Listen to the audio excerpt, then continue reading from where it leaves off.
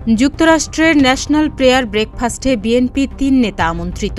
মার্কিন নতুন president Donald ট্রাম্পের পক্ষ থেকে তারেক রহমান, মির্জা ফখরুল ইসলাম আলমগীর এবং আমির খসরু মাহমুদ চৌধুরীকে আমন্ত্রণ জানানো হয়েছে। এমনটাই জানিয়েছিলেন বিএনপির মিডিয়া সেলের সদস্য সাইরুল কবির খান। এরপর থেকেই বিষয়টি নিয়ে চলছে আলোচনা। একজন এক দৃষ্টিভঙ্গি থেকে বিষয়টিকে দেখতে শুরু করেছিলেন। বাংলাদেশের একটি গুরুত্বপূর্ণ নিরাপত্তা অংশীদার হিসেবে যুক্তরাষ্ট্রের এই দাওয়াত সংশ্লিষ্টদের জন্য একটি কৌশলগত বার্তা বহন করতে পারে, এমনটাও ধারণা করছিলেন বিশেষজ্ঞরা। এদিকে যুক্তরাষ্ট্রের ন্যাশনাল প্রেয়ার ব্রেকফাস্টে ৩ নেতার আমন্ত্রণ ঘিরে রীতিমতো হাস্যরসের মধ্যে পড়ে যায় বিএনপি। বিষয়টি নিয়ে জল ঘোলা হওয়ার আগেই নিজেদের অবস্থান ও বক্তব্য স্পষ্ট করেছে বিএনপি। বিভ্রান্তি কাটাতে বিবৃতি দিয়েছে দলটির মিডিয়া সেলের আহ্বায়ক অধ্যাপক মওদুদ হোসেন আলমগীর।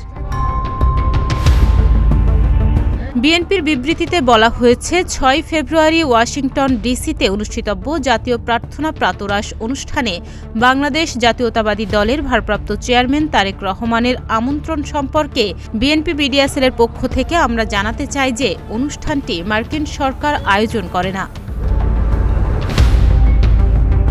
জাতীয় প্রার্থনা প্রাতরাশ ১৯৫৩ সাল থেকে প্রতি বছরই অনুষ্ঠিত হয়ে আসছে এবং এতে মার্কিন রাষ্ট্রপতি, সিনেটর, কংগ্রেস সদস্য, ব্যবসায়ী এবং ১০০টিরও বেশি দেশের গণ্যমান্য ব্যক্তিরা অংশগ্রহণ করেন। অনুষ্ঠানটি জাতীয় প্রার্থনা প্রাতরাশ ফাউন্ডেশন আয়োজন করে থাকে, যা একটি নির্দলীয় সংস্থা এবং রাজনৈতিক, সামাজিক এবং ব্যবসায়িক অভিজাতদের একত্র হওয়ার, দেখা হওয়ার, আলোচনা করার এবং একসঙ্গে প্রার্থনা করার জন্য বিশেষ একটি ফোরাম। এই ফাউন্ডেশন মার্কিন নীতি নির্ধারণে অত্যন্ত গুরুত্বপূর্ণ এবং বিশ্বশান্তি ও ভ্রাতৃত্ব প্রতিষ্ঠায় নিবেদিত। সবশেষে বিবৃতিতে বলা হয়, জাতীয় প্রার্থনা প্রাতরাশের পক্ষ থেকে অনুষ্ঠানের সহসভাপতি, কংগ্রেস সদস্য বেন ক্লাইন এবং কংগ্রেস সদস্য থমাস আর সুজি বিএনপির ভারপ্রাপ্ত চেয়ারম্যানকে আমন্ত্রণটি জানিয়েছিলেন। এ সত্ত্বেও যদি কোনো ব্যক্তি মিডিয়া সূত্রে প্রকাশিত সংবাদের বিভ্রান্তির কারণ সৃষ্টি করে থাকে, তবে আমরা আন্তরিকভাবে দুঃখিত।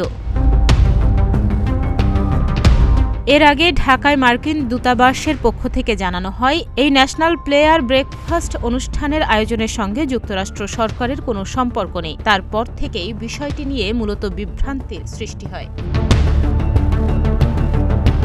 তাহনিয়া ইয়াসমিন, প্রতিদিনের বাংলাদেশ।